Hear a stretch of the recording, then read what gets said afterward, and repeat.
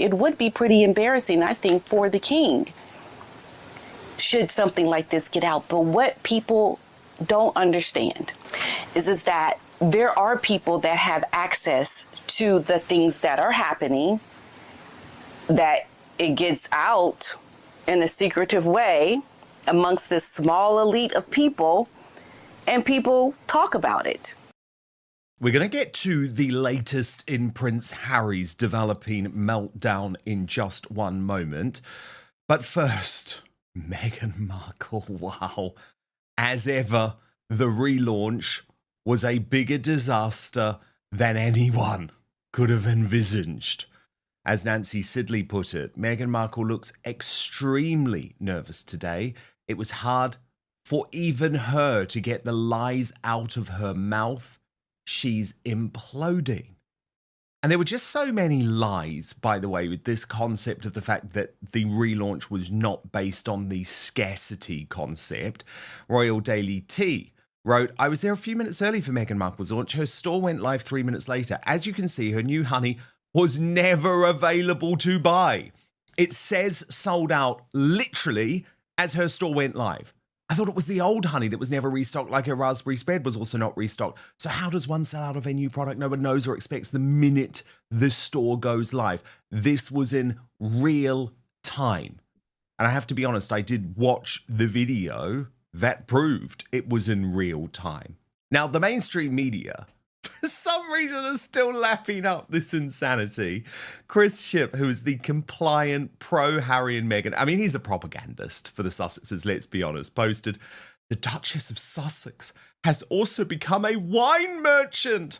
On 1st of July, US customers can buy as ever rosé with soft notes of stone fruit, gentle minerality and a lasting finish. Her team says the second seasonal drop of products bring Meghan's signature design aesthetic to life. I mean, that is a reporter for Woke ITV doing PR. And as Piers Morgan, the former colleague at Woke ITV, who obviously lost his job for questioning Meghan's lies, wrote, how can you post this without laughing? But it's really fascinating when you look at Meghan's video, where it is so obvious she knows her strategy has failed. She knows Harry is falling apart. She knows this has all gone so badly wrong. Watch. Big news. Outspoken is now available as a podcast too. So please do subscribe wherever you get yours, Spotify, Apple Podcasts, and make sure you rate and review. I'll take 5 stars if you may. Buckle up, Royal Watchers. The Sussex saga just took a wild turn, and it's messier than a royal wedding cake disaster. We spent so much time making sure we had so much more inventory. That's why we took the time, and you guys are doing it again. We're nearly sold out on everything, and I can't believe it. Even flower sprinkles, which I knew was going to be the big one again, so that has more inventory than all of it. And that's also about to sell out. So I was looking at my iMessage, and I thought, okay, I love this feature, and I never thought of it like, is it confetti or is it flower sprinkles? Thanks, everybody. Brittany from the Royal News Network joins me now. Brittany, I know you've been tracking this all weekend. She knows, doesn't she? I mean, it's like all of the facade has gone, the veneer has gone. This is a joke now. It's a total joke. She knows she's been rumbled. Oh, 100%. Because if you actually look at the time that she recorded that, because she shows it on the second phone, it's 8:42. Her brand launched, or the new products launched at 8 o'clock around. And so about 42 minutes was probably about the time she sold out the first time. Yes. And then she's telling us, oh, the flower sprinkles, we have so few of them, but we overstock them and we can't, like, they're so close to selling out. And yet they didn't sell out for several more hours. And so you can just clearly see the cope there happening and the freak out. And she's also not really showing much of her eyes. I think that was a total and complete panic move, because she only actually really shills something when things are going really south. That's when she finally gets on there and goes, oh, hey, check out my podcast. She didn't do that for Confessions of a Female Founder until the second to last episode. And she gave like a little brief thing. And I'm like, why weren't you doing that the whole time? That's what everybody does when it comes to promotion. She didn't promote any of this. And I think we're seeing that the second time around, people are not that interested. No, definitely not. Definitely not. And you actually pointed out, though, Brittany, that in the video, she looks almost on the verge of tears. And you say she deliberately avoids looking directly at the camera or cuts off her head in the frame. Now, we know there's a lot going on at the moment. There's crisis all over this family. But definitely the penny dropped a little bit with her, didn't it? It did. And I think she really, truly is thinking that the scarcity tactic will work all the time. And it just simply doesn't. Like the first time around, you can say, oh, we didn't stock enough. We weren't anticipating the vast interest in the brand. Like that's 100% what happens quite a lot. But it's very different though to go that second time around and go, oh, no, we tried so hard, but we didn't get it again.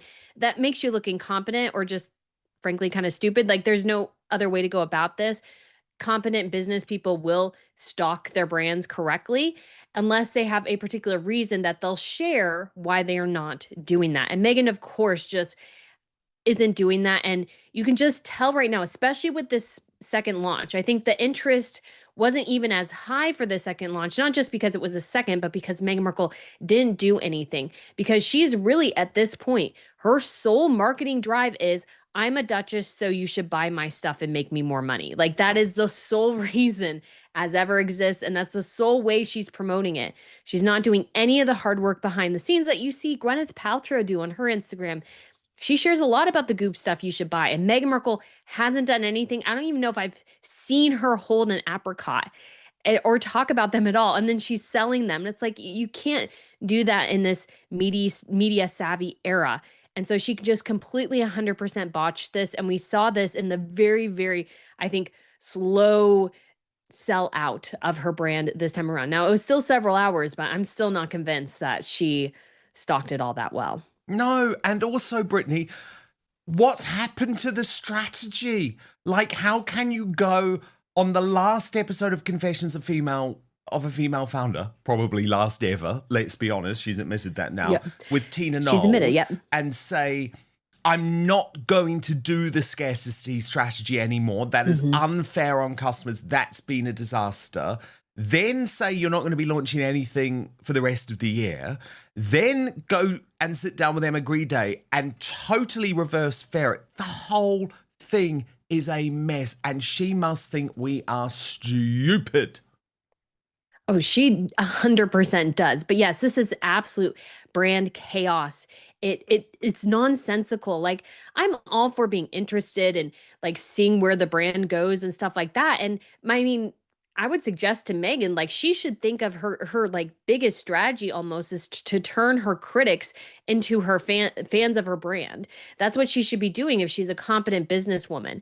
But she is doing the scarcity tactic again, which means that even the mildly curious who might search out her website when it like comes to mind to them all of a sudden, they'll miss out because the only people who were on there at 11 a.m., 8 a.m., whatever, were her diehard fans and journalists. Like those were the only people. And so Brittany, what's happening with the Sussex squad? Because is it true that they were trying to buy up very large quantities? Some of them, like you can only buy up to 6. So there was a post floating around of somebody who said they got 50 of each. And I just don't see how that's true. I went back on there. Now, this could have been at the beginning when they didn't put limits on the products, which is insanely stupid. Like you need to put limits on your products. And so it was limited though to 6, which is actually quite a lot. I feel like the first launch was limited to like 2. So 100% her fans could be buying up all this, but I don't even think anybody's interested enough to buy it off eBay if they're planning on reselling it. So this is just a failure of a strategy. Meghan Markle will always have her diehard fans and they will always buy everything. What Meghan Markle needs is that much, much larger consumer base that exists in this country and all over the world that might have a mild interest and be willing to check out her brand. And if they like something, they reorder. But she is not thinking of those people. And that is a horrifically awful strategy to go with. And it's also just so dishonest. And I think this is one of the problems. She talks about authenticity. She talks about the importance of truth. Now, we know Meghan Markle lives in a post-truth world, and we've always known that Meghan Markle lives in a post-truth world. There's so many examples of that. But can we just be honest about it? You've gone for a scarcity strategy again. And you've gone for a scarcity strategy again because you've got no proper mechanisms in place. This is just like a little add-on Netflix business. It's like they sell a few quaint little products around the Bridgerton TV series, right? This is not a proper business. You're not in any way going to be Gwyneth Paltrow. You're not in any way going to be Kylie Jenner. Everything is make-believe at the moment. Everything is pretend. She is treating this business as a hobby. And if you want your business to be successful, like it was one of the lessons I took. I watched a lot of Shark Tank before I started my channel. And one of the lessons I took was you had to be 100% in all the time to make it really successful, especially at the beginning. You have to live, breathe, sweat, and bleed everything, your business, until it's kind of off the ground. And Meghan Markle just treats this as a sideshow. And because of that, it's like, I don't even know what Netflix is doing, because the whole point of this brand, in a way, is to get Netflix away from having to rely solely on the subscriber base of its platform to make it money. And this is smart to diversify. But I just don't even know. Meghan Markle is not even selling enough to make it even worthwhile. I was thinking about the honey, and let's say if it was ever on sale and there was like 4 bottles of it, honestly, it's not even worth selling. You have so little you can make, probably even nothing. You probably actually paid money to sell the honey, which is crazy to think about, because she had a couple people who were supposed to get the honey and didn't last time. So maybe they were the first to get the honey, and that was all they had. So it was almost pointless to sell it, because you're not even going to make any money off of it. And I see that being the case with this whole brand. I doubt she made more than a couple thousand, maybe 10,000 at the most off of this. When it comes to shipping and processing and everything, I doubt she made much money at all. And this is not sustainable. But first, don't eat breakfast until you learn about caloric bypass. Your breakfast is setting you up for the entire day to either gain weight or lose it. The term breakfast literally means to break your fast that you started the night before. About 4 hours after you eat dinner, your body switches from the nutrients we get from food to the stored glycogen we have in our bodies. Once glycogen stores are depleted, typically after 8 to 12 hours of fasting, the body shifts to burning fat for energy. Fatty acids are released from fat stores, where they are converted into ketone bodies through a process called ketogenesis. Then, when you eat breakfast in the morning, the body starts the cycle again. This is where the caloric bypass comes into play. Dr. Gundry, a heart surgeon in California, learned that if you break your nightly fast with something called MCTs, or medium-chain triglycerides, you can actually keep burning fat throughout the day and use it for energy. But there are specific types of food that contain these MCTs. Using this breakfast breakthrough, he was able to lose 70 pounds just through diet, and he did this in his 60s. You can find out all about it and his exact method by going to thehealthyfat.com/outspoken. That's thehealthyfat.com/outspoken, or just click on the link in the description box below. It is important to remember that everyone's body processes fat differently, and it all depends on your unique metabolic type, which is why in the video he released for my viewers, he talks all about it. It's quite fascinating. It might change the way you think about your health. So go to thehealthyfat.com/outspoken, or click on the link in the description box below. But now, back to the show. Meghan Markle's latest has all the makings of a PR train wreck. Fake sellouts, Princess Kate copycat claims, and even a jam scandal. Is this a or a comedy? Meanwhile, Prince Harry's on his own wild ride. And then we come to the publicity drive. And I'm sorry, Brittany, this weird stalking of Catherine, we've just got to call it out now, right? It's like she has no idea of her own. The picture on the swing was just so obviously a direct copy. But this now comes from so many examples where Meghan sees something Catherine, the Princess of Wales, is doing or has done and tries to commercialize it and thinks that we're not going to notice. Well, it's not even just that. It's just that it doesn't match her brand at all. Like it doesn't match, I think, her personality or anything to have this sort of whimsical thing she's trying to sell. Like her brand name and the picture kind of match, but who Meghan is and what Meghan's trying to sell doesn't match to that either. And so she's just copying something of somebody who's done something before and thinking, well, I can do that better. And it's while it's a pretty picture, it does nothing to sell her brand. It is the crux of every problem. You look through her as ever page, and she's not selling her brand at all. She's just showing us pretty empty pictures. Meghan Markle is empty. And so she perpetuates this emptiness through her very bad social media strategies that there's nothing there. All she can do is copy things that other people have done, and Catherine, Martha Stewart, Kylie Jenner, like doing these scarcity tactic things that work with something maybe like makeup or luxury, but do not work in the space she's trying to work it into. It's just an epic disaster. And frankly, it's embarrassing. She's so she should be wholly embarrassed. Everything about her is cringe. Like when she sold out, her little post said, "Cheers, dears. Wishing you a wonderful weekend. You've certainly made ours wonderful. We sold out. ... Again." It's just so 2012, live, love, those types of signs that people used to have up. She is cringe. But Brittany, what's interesting too, though, America's queen of jams has now savaged Meghan's spreads, which I found quite something. This is Donna Collins. She is a true champion jam maker who said, "It's a real disappointment that Meghan is selling a fruit spread, which is what you make when your jam fails. In the jam industry, a spread is what we call something that didn't work. It can have the best ingredients, but if I had a jam that was too runny, I'd slap a label on it and call it a spread. There's no excuse for this. It should be perfect. Why should she include conventionally grown apricots, which will have used pesticides?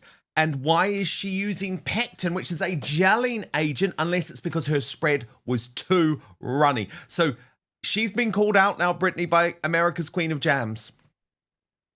I mean, you can't make this stuff up. And when it comes to Meghan, though, it's crazy. She keeps calling her spread jam.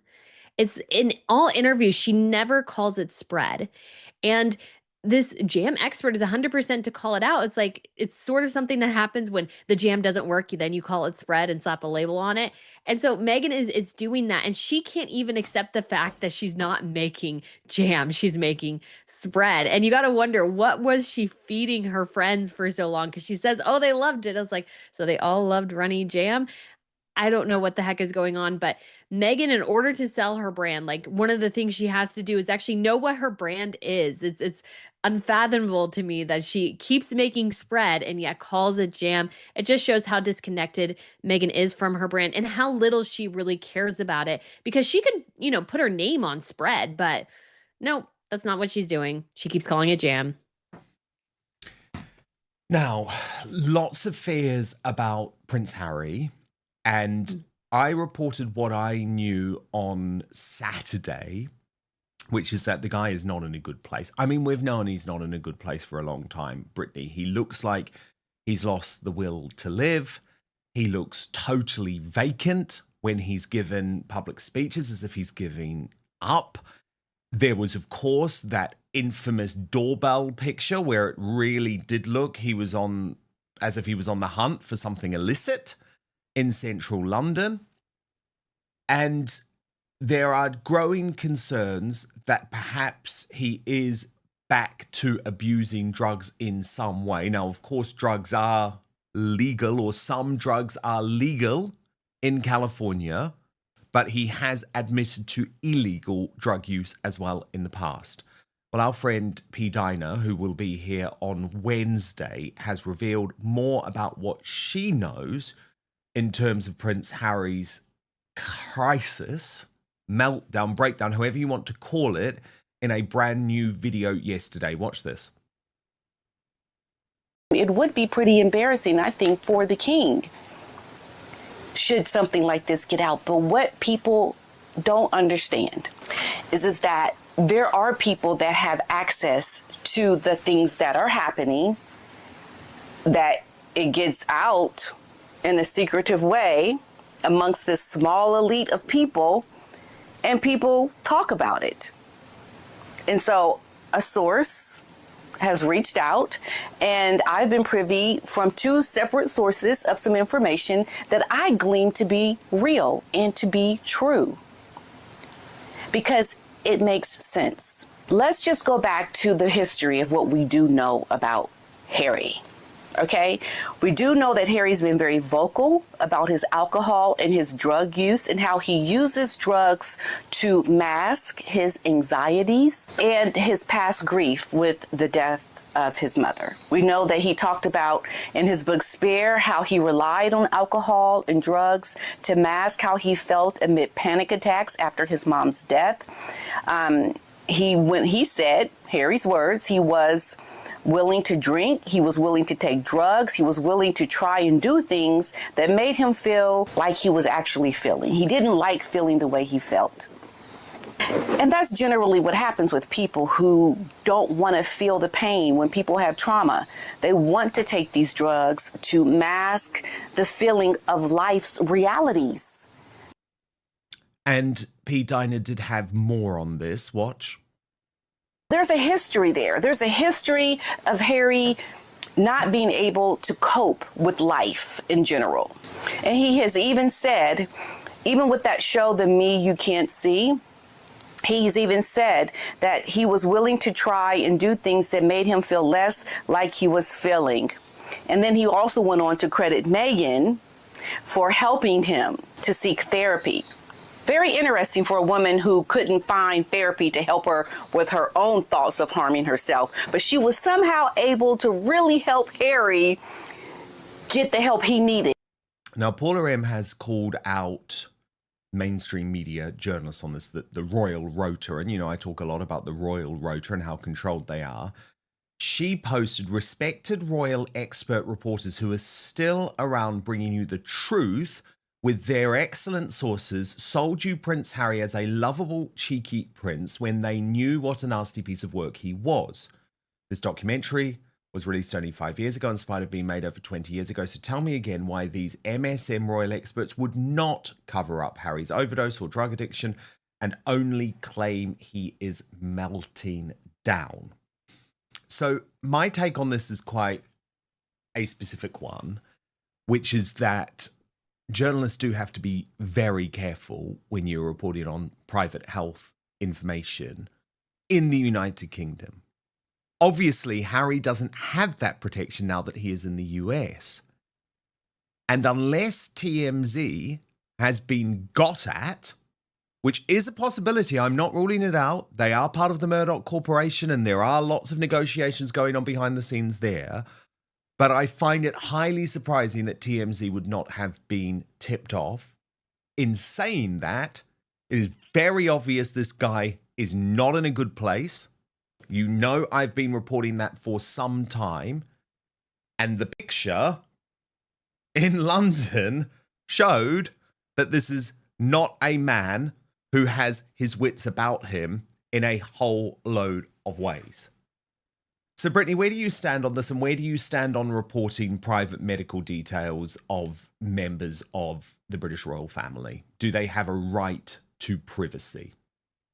Well, I think everyone to a certain extent does have a right to privacy. And we have seen celebrities who are caught by the paparazzi very much in a state of, you could say, drug use and on the effects of drugs. Cara Delevingne comes to mind a couple of years ago, and she's gotten a lot better. And so it can be a wake-up call for celebrities. We have not seen Harry in any of those type of situations. However, what we do know about Harry is, yes, he does have some history there with substance issues.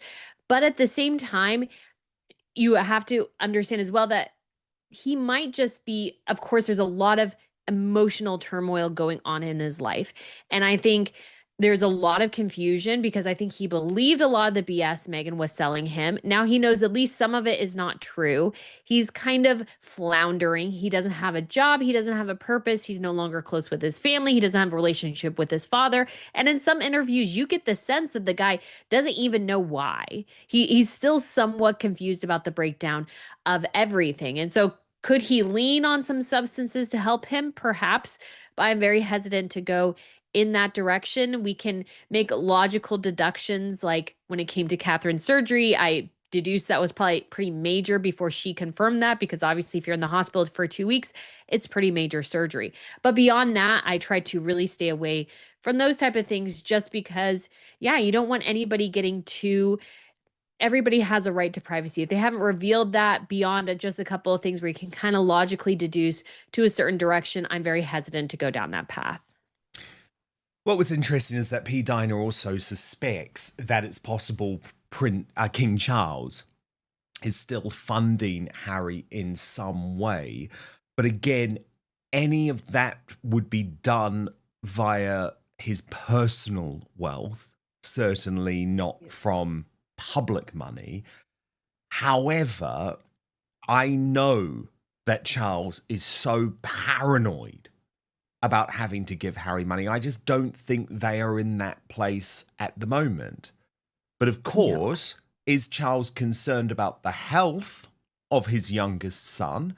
Is he concerned about Harry's ongoing battles with drugs and ongoing battles with mental health? Yes. Yes, he is, without any doubt. But the thing is, Brittany, this has been a very, very long battle. I mean, this has been really 3 decades now of drug abuse.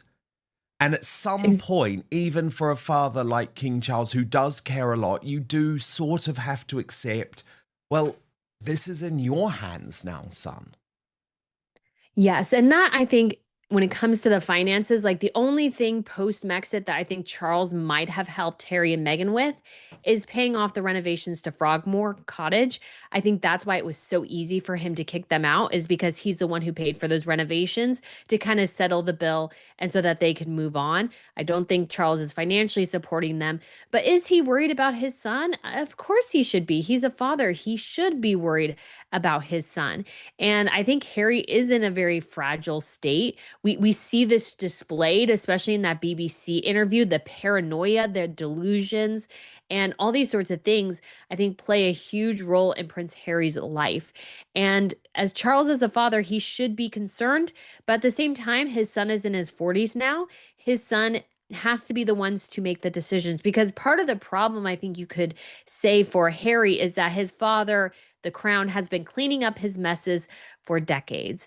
And because of that, he becomes rather spoiled. And so the honest response would be at this point is to say, Harry, you're on your own. You have made this mess. You get to clean it up. And while as a family, we're always there on the periphery to support you, like any drug addict will tell you, it has to be a drug addict's decision to get better. It can't be one somebody else makes for them. I'm not saying Harry's in that place at all, but I'm saying if Harry wants to get healthy and better, that's on him. Brittany, can we trust Princess Eugenie? Because for a long time, we have been told, oh, no, she's fallen out with Harry and Meghan. The final straw was that meeting with Piers Morgan, and Harry and Meghan went ballistic. However, Royal Bee posted over the weekend, just when I think you can trust Eugenie to be true to King Charles and William and trustworthy enough not to be spilling the royal tea to Harry and Meghan, this pops up. Eugenie at Royal Ascot with Misha Nunu, Meghan Markle's bestie. How cozy. Okay, back to reality. She's a spy for Harry and Meghan. Do you think Eugenie can be trusted? This is sort of like the side aspect of everybody. Oh, somebody has to choose between Harry and Meghan and the royal family. I think that's a tricky road, because especially when you have family dynamics involved, and Eugenie is friends with Misha. I think she was friends with Misha before she met Meghan. And so why can't two people be friends? And even though they have this, let's say, caustic situation that is within their periphery, they're people who have to live their lives and they want to be friends. They can be friends. And so I think this constant dynamic of, oh, if you are friendly with somebody who's peripherally friends with Harry and Meghan, oh, you can't talk to them. I mean, they probably don't even talk about Harry and Meghan, to be honest. I'm just maybe speculating here, but people are friends and they should be allowed to have friendships. And I think this whole thing of everybody has to pick a side is a little bit excessive and ridiculous at times. I think Eugenie, of course, knows where her bread is buttered, which is the crown. And so I think while she might maybe still have contact with Harry and Meghan, and hey, maybe she's Harry's route back into sort of, mending the fences with his family. I don't know, but I just am hesitant to say, oh, how terrible Eugenie is because she's interacting with a friend. And who knows how close they are. A lot of, you could say, especially in Hollywood and entertainment circles, and you could say some of the upper aristocracy, your friendships of convenience. They're not really friends. They're friends because they need to be friends for the connections or what have you. So that could be the case going on here as well. But do I think she's a spy? No. Rumors swirl about his mental health crisis, with whispers of emotional detachment and substance use. Is the Sussex duo facing a royal meltdown? The narrative is unraveling faster than a royal bun at a Windy Palace garden party. What's next? More PR stunts or a genuine reckoning? Comment below and keep those tiaras on tight, folks.